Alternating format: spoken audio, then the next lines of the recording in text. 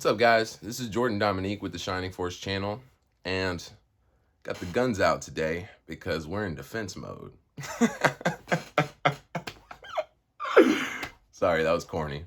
But anyways, yeah, so today some recent events have happened that once again sparked my mental to go ahead and speak on a subject that I believe is being mishandled.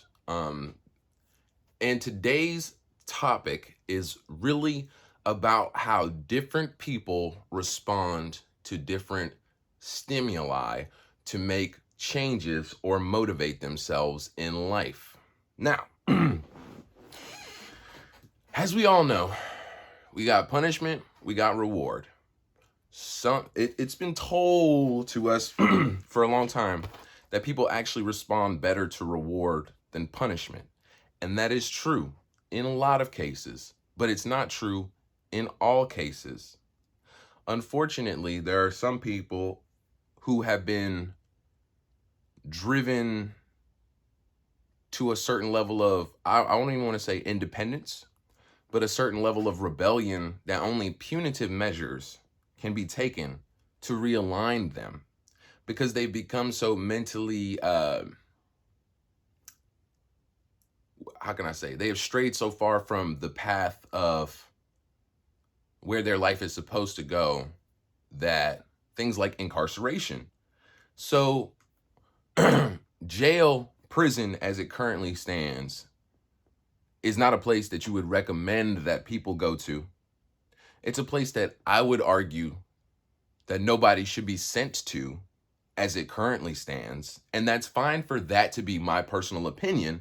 But then there are also people who have been to prison and got out of prison and will fully admit that as it currently stands, it was what they needed to improve themselves so that they could live a fruitful and productive life thereafter.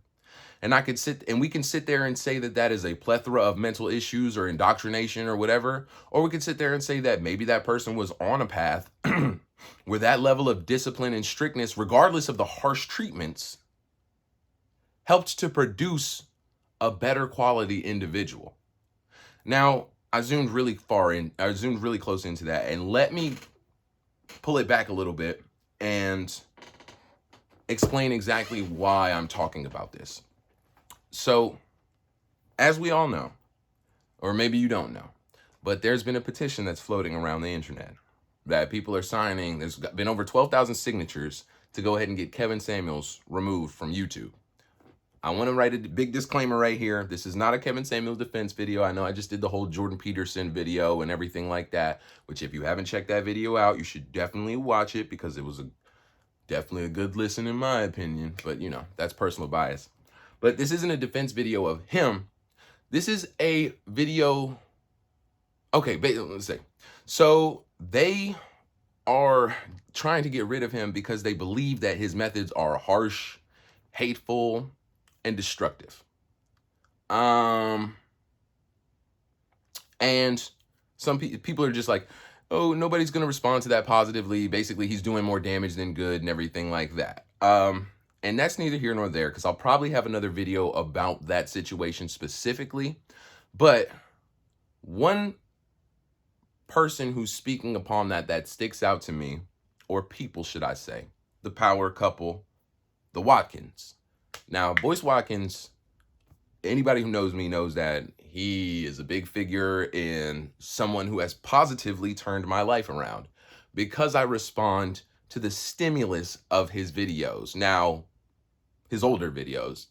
As of recently, I will say his content has took a trend in a direction that, it's not that I disagree with, it just doesn't speak to me in the same way. And it's also because I'm in a different place in my life because of the improvements that I made from his old content that maybe I don't need that entry-level, the entry-level content that he puts out. But that's neither here nor there. That's to say that I positively responded to the stimulus of his videos. And I use that as an example to say because him and his wife, Dr. Alicia, another phenomenal personality, they're basically saying that Kevin shouldn't be removed from YouTube but he needs to be more mindful of the way that he is addressing the people who come on his show. And I'm not even going to address that, because at the end of the day, it's his show. And at the end of the day, the people who come onto his show have hopefully seen his show before. Otherwise, why are you on there? And then with that being said, you kind of know what you're subscribing to, and you may not know what you're personally going to get or what type of mood he might be in at that time or how frustrated he may be, but you do understand the general gist of what you're walking yourself into. And that's very important for us to note when we're talking about Kevin Samuels. But their criticism of his approach is what speaks out to me. Because one, when you tell somebody, oh, we're not going to do away with you, we just want you to totally reformat your approach, that is an attempt at censorship. And it's not harsh, like it's very subtle. Like they weren't saying we're going to strip him of his channel if he doesn't do that. They're like, we recommend that you kind of, reconsider and stuff. But that is how those kind of things start. Slippery slope fallacies. I actually had a conversation on Facebook about, how that's kind of like a dumb, it's really dumb to call something a slippery slope because you have without due evidence that it's heading or in the right direction that it is or anything like that. And, in my last video, I was saying that it's Orwellian, how they're trying to get rid and silence Jordan Peterson and stuff. And I can go down that rabbit hole again. But my whole point is that when you're telling, it's very, very flagrant censorship when you say that we don't want to get rid of you, we just want you to completely change the way that you are behaving. And for Dr. Boyce and Alicia to be talking about Kevin in the way that they're saying that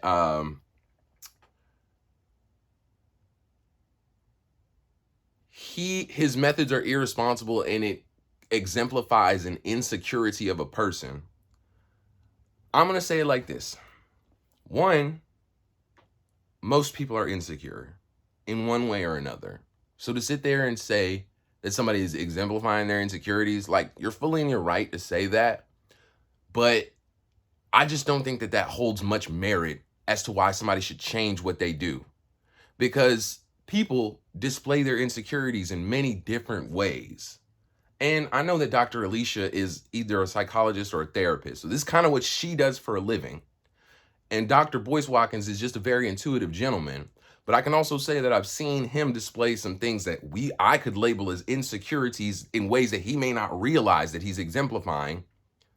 And he could argue against that. And the point is that it's a moot point, because whether or not somebody wants to acknowledge their insecurities affect the way that all of us behave. And for us to pretend that we don't have any, trying to separate yourself from that way, I just think that is a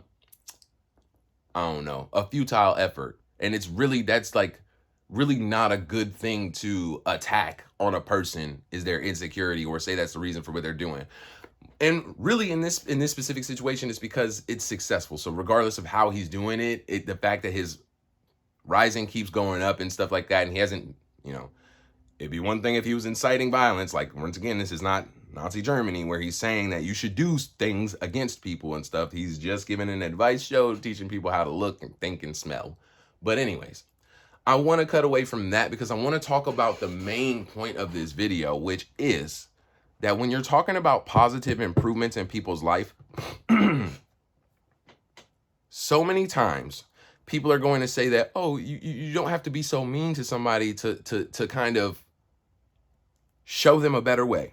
All you have to do is be an example, or all you have to do is be nice to them, or all you have to do is produce a nurturing environment for them. And that may work for some people. That also may even work for a lot of people, but it doesn't work for everyone. And that's my point about why people need to stop criticizing people's methods, as long as they're not like producing poor results. Meaning that if somebody is giving advice that is either counterintuitive or counterproductive to what they're trying to do, or if it ends up with them like self-harming and stuff like that, even though I believe that that would be a reaction that is kind of personally driven and not necessarily the person's fault who had the conversation with you, it would still be something to be looked at. But we're not seeing those kind of stories come back from the situations that are handled on there. And I can even speak more so in my own personal life that if somebody had, when I was young and I was rebellious and I was going through things at home, if somebody had tried to make me behave and do what I was supposed to do based off of kindness, like if they were like, oh, all he needs is love, I would not have known how to mentally process that at that age. And it wouldn't have helped me to kick myself into the gear that I needed to be in. And I'm not saying that I would have taken advantage of a person who tried to come to me with that kind of a care or that kind of concern for my life. But I would say that that would enable me to maybe flounder and say that, oh, I am okay to be in a certain position in my life because of where I came from, the obstacles that I have faced. And this affects people at an extremely different proportional level at different levels of finance. Specifically, impoverished people who receive this kind of stimulus, from what I have observed personally, being there myself, people who receive that kind of stimulus or that kind of help or that kind of just people who get that stimulus but aren't in a great position can oftentimes be enabled and lulled into, one, believing that they can never be in a better spot, or two, accepting that the position in life that they're in is okay or not so bad when they could live a higher quality of life.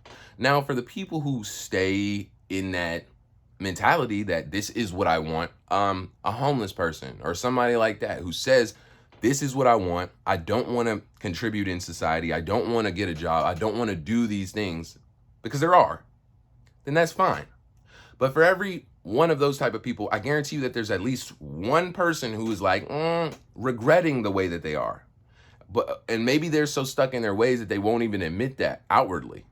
But maybe if they had somebody really, really give them a good scrub and really, really put it in them, put a fire underneath of them and show them direction. I mean, give them the resources and stuff like that, within reasoning, but really showing them a pathway to become something different. That I believe that there are at least one for every one person who's comfortable with where they are. There's one person who would have made the change had it been presented to them appropriately in a way that really motivated them to do what they needed to do. And with that being said, I think that's what we have to focus on. Is now on social media, a lot of the ways that society is learning and developing and evolving socially is from meme culture, statuses, just social media in general. And with that becomes rules and regulations, because so many different cultures are colliding and different ideas are bouncing off of each other and they're clashing and all of this stuff. I can understand why people want to police speech to make sure that it remains at a level of civility. But maintaining a level of civility with speech doesn't necessarily mean that nothing will ever be harshly worded, or that you only deserve to see things that you agree with or think are nice. Because once again, there is somebody who will see a message that you deem as negative, and it will positively affect them in their life to make the changes that they need to. Some people need to be told that it's their fault, that things are messed up in their life. That does not work for everybody. Some people do need a little bit more care and compassion. But you can't just say that that's the only way to teach people. Some people need structure. Some people crave discipline. Some people grew up in utter chaos. and they have to be reformed into a well put together person. Just their brain will thank them. Their brain may never truly experience satisfaction or the happiness of a well put together life if they didn't receive harsh criticism, maybe even gotten their butts kicked. Like some people had to get beat up to change. Am I saying that you should go, like that's a measure that should be implemented or something like that? No. But the fact of the matter is some people thought they were hot stuff until they got beat the hell up or something like that, and that made them change their behaviors for the better. If we took that back to childhood and they had a strong parental figure in their life who, whenever they exemplified behaviors that were similar to what ended up getting them assaulted by people, then maybe they would have never even gone down that path. Because here's the thing. Today in society, okay, so just a couple of days ago from whenever I post this video, I had a conversation with somebody on my Facebook, and they were telling me that their child, who was 7 years old, has a behavioral disorder. I do not remember what it's called because I'm honestly, I don't believe in it. If you're watching this video, I'm sorry. It's just, you'll see why I don't.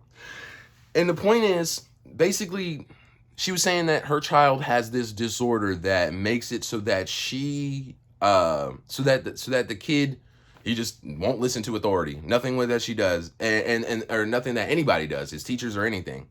And she was basically saying that he doesn't care about punishment. He doesn't care about rewards. He doesn't care about the consequences of his actions. And she was saying that he's been diagnosed with this disorder, and that he'll, you can do what you want at home, but at school he threatens teachers and blah, blah, blah, and this, that, and the other. Now, okay. So with that being said, I view that, first I instantly looked up the condition that she said. Instantly. I wanted to know more about it. Basically what they said was, it corroborated with her statement, but what stuck out to me the most was that they don't know the cause of They don't know the cause of this. It is behavioral. It's not neurological, and it's barely psychological. It's a behavioral disorder. And that said to me, from the fact that they don't know the cause and that it's a behavioral disorder that is growing in commonality, they said it's on the rise. The kids that are having this, to me, that seems like a new diagnosis for children, for 7-year-olds being 7-year-olds. And let me say it like this. I was never physically reprimanded by my parents. They never spanked me, never smacked me, never did any of those things to me. At least in my young years, I had some issues that were when I was a little older, but that wasn't on a parenting level. That was kind of adversarial person. But my point is that in my formative years and when I was young, my parents did not put their hands on me. And I don't think that I necessarily required that. But with that being said, there are 7-year-olds on average are misbehaved. 7-year-olds on average is the age where you are testing authority. I don't necessarily consider that a disorder. I'm not a professional who can diagnose that, and I'm not saying that the diagnosis is wrong, but I can say that when I look at the diagnosis and you say that you don't know the cause and you don't know the solution, and all you can do is love and support this person, it kind of to me sounds like you're describing a young, impressionable person who is acting out because they're getting this new stimulus and these new thoughts. They're thinking on their own volitions. And that is actually a time where it's very crucial to reprimand somebody for their behaviors so that they don't continue to think that it's okay or that there is no consequence. Because that's the worst thing that you could teach. He may not care about the consequence at this level of severity, but the truth is that the consequences will get severe enough that whether or not he cares about it, he's going to ruin his whole life. And if you think that that is okay for him to learn from the world instead of you, I think that speaks to an issue that we are experiencing here in America. Because I'm going to say it like this.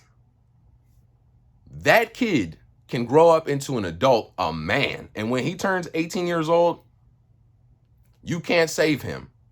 He's going to go out there into the world. He's going to talk how he talks to whoever he talks to. And they're going to do what we do as men. And they're going to do it to him real, real bad. This kid is a young black man too. If he has this issue with authority at this age, and we know what's going on when young black men are meeting authority personnel and it goes in a less than satisfactory way, who has the potential to lose in that scenario? Do we think that authority is going to say, well, it's clear that this man is struggling with this disorder. Let's treat him compassionately? I don't think so. I've seen it happen. And we can sit back and say, well, that's a problem with society, and they have to be more calm and understanding and composed when dealing with him. But you said that this person basically says that he can threaten and disrespect people without consequence. There's no real way that you should expect the world to deal with that than without testing his mettle. And it's probably not going to end well for him because he's been so used to, I can do this to my family and stuff like that, you know, a little play. And no, we're not going to do it like that. It's going to hurt. It's going to hurt real bad. So I always urge people that they handle those lessons internally. Like, you have to handle those kind of lessons internally, or else, the world's going to give it to them the worst way. And taking this back to why the point of the video is, my point is, that kid may not learn from loving or nurturing or accepting, and he may not have learned from the punishment measures that were taken thus far. But you have to blend. You are going to have to come up with a unique concoction for each individual that is a level of loving, caring, responsibility, duty, sacrifice, charity. These are all things that we're going to have to teach a person. And with no incentive, whether it be positive or negative stimulus, to conduct yourself in a chaste and morally sound way as a human being, then there's really not much reason to not fall into hedonistic, self-serving purposes that will lead to a destructive life path that could either get you an alcoholic, a person who, commits acts of violence without any type of remorse. It can lead you down a lot of very bad paths. And one thing that I don't believe it's going to lead you down, being left to your own devices, is in a good direction. Doesn't seem possible to me. Now, I want to take this and write a disclaimer and say that I'm not trying to criticize anybody else's parenting skills directly or personally. This is just an issue that I'm noticing in general. And for every person who can learn something in a nice way, that's good. But my generation of people we're middle-aged now. We're going into our 30s, and more, as I see people hit their 30th birthdays and things like that, you're either seeing people who are good and they're doing things that they need to be doing, or you're seeing people who are like, wow, my life is completely blah, blah, blah. This, that, and other. I can't believe I'm turning 30 and I've done nothing. Body, I don't like who I am and everything like that. I don't judge those people, man, because I understand that life is hard, dude. And it's been hard for me too. But what I can say is that if a person like that goes then to try and blame society or blame someone else, I can say that you're right, that they're right. Basically, what I'm saying is, if your life is messed up, you can blame whoever you want to. And even if it's 100% true that this person contributed to their life, there's going to be a time where the world is going to turn that right back onto you and say, okay, but now you know that and you haven't done anything about it and you're not improving yourself. And then you're going to get into a level where, I wasn't equipped with the tools to improve myself. I don't know how to hold myself accountable. I don't know how to hold myself to the fire or do what I'm supposed to do. And that's a very, very bad place to be in. And like I said, I've seen it with people I care about. I've actually tried to speak out upon that and ask people why they don't take more control over their things that they do for themselves to improve. And I've been called all things from bootlicker, or you just don't understand how hard it is. Or, I mean, I'm talking about, I've been told this by like Caucasian people who had 2 family houses and still live at home with their parents, have told me that I don't know how hard it is because of certain things that they're going through. And I will say that different things affect people differently. Like I always say that the worst thing that happened to a rich person is still the worst thing that happened to them. So they're going to respond to that with the same stimulus that the worst thing that happened to a poor person would, even though they could be vastly different levels of bad on an objective scale. All you've experienced is going to lead you to feel how you feel about certain things, certain life events and everything. So if you've gotten everything you've ever wanted, the one time that you didn't get what you wanted, it might even feel worse than the person who's never gotten what they wanted and then had something very bad happen to them. They might be so used to messed up stuff happening to them that they're just like, oh, that's just another thing. But you're so used to good things happening to you that something that's a little bit less than good could cause you to completely have a mental breakdown. It's true. That's why rich people be losing like their minds and then just like killing people and stuff and doing what they want, like that affluenza and stuff. Like that's, but I can't then say that if those people weren't given the exact medicine that they needed at a very early time, could they have turned the course of their events. Now, hindsight is 2020, and that's fair and well. But the reason that I'm not, and it's not to criticize them about, it's not your life is over or anything like that. But maybe they need those harsh words right now to say all you have left are the days in front of you. Your life isn't getting any better, and it's not getting any shorter, and you're not getting any more time. I think, you know what I'm saying? Like that a person who needs to hear that at 30 would have probably needed to hear that earlier, and they probably wouldn't be where they were. And as we get older and when people are enabled for so long like that, it's going to make it harder for them to understand that that is not how life is.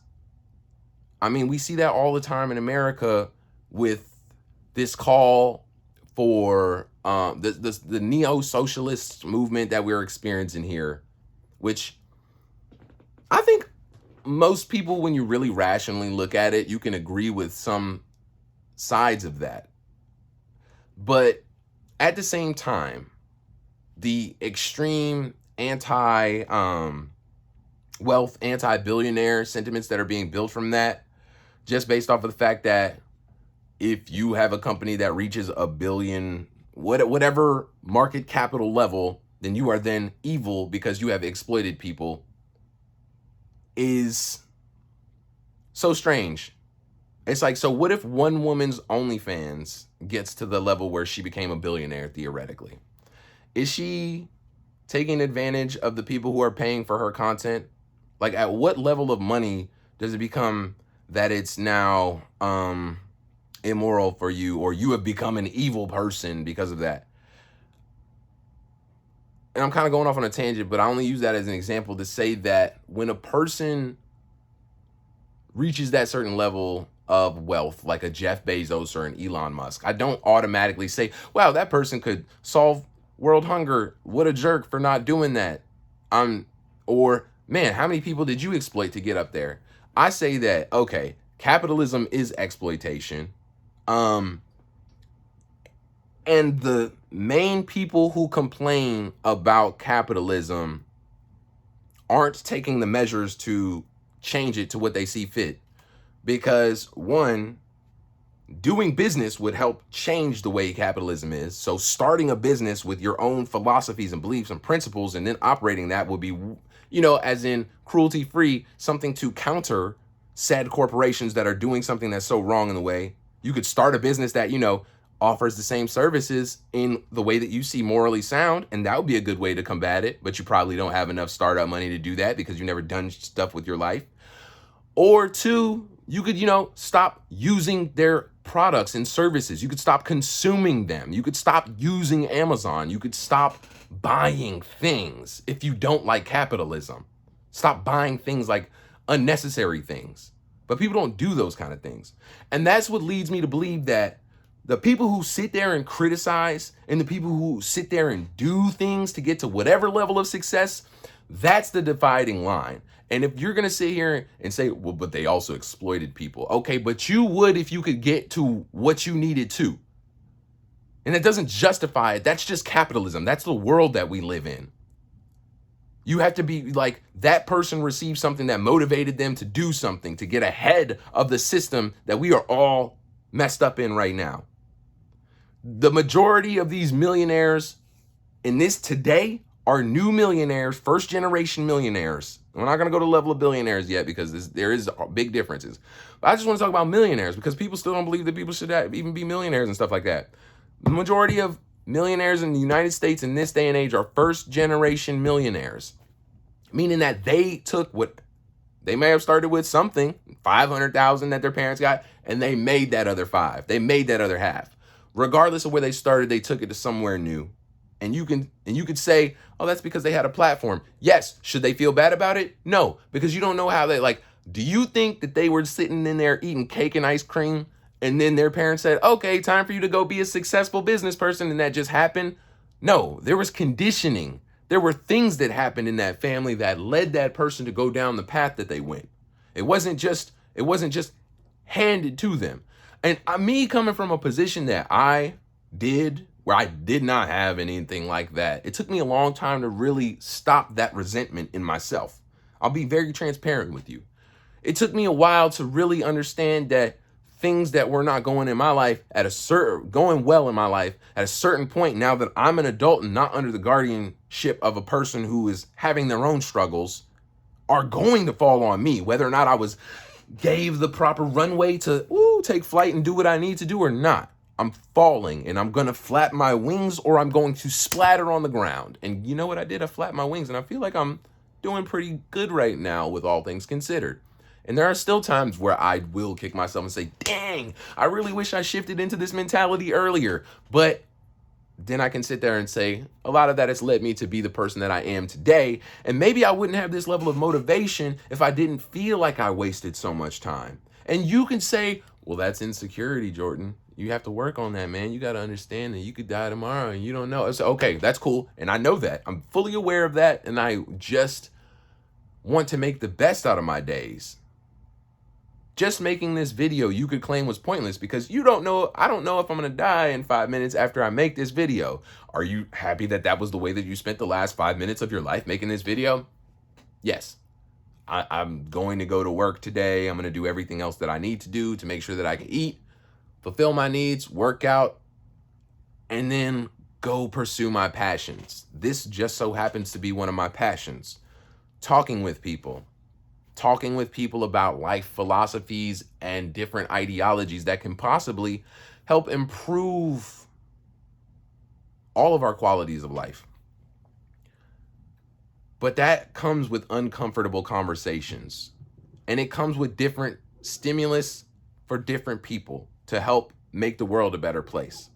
So when we rule out one school of thought and say that's just meanie beanie town, why are you so mean? Let's look at the results.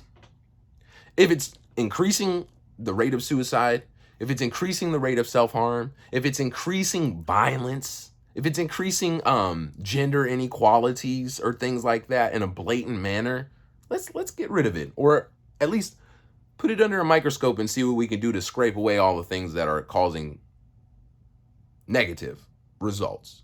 But if the results are coming back overwhelmingly positive or even moderately positive,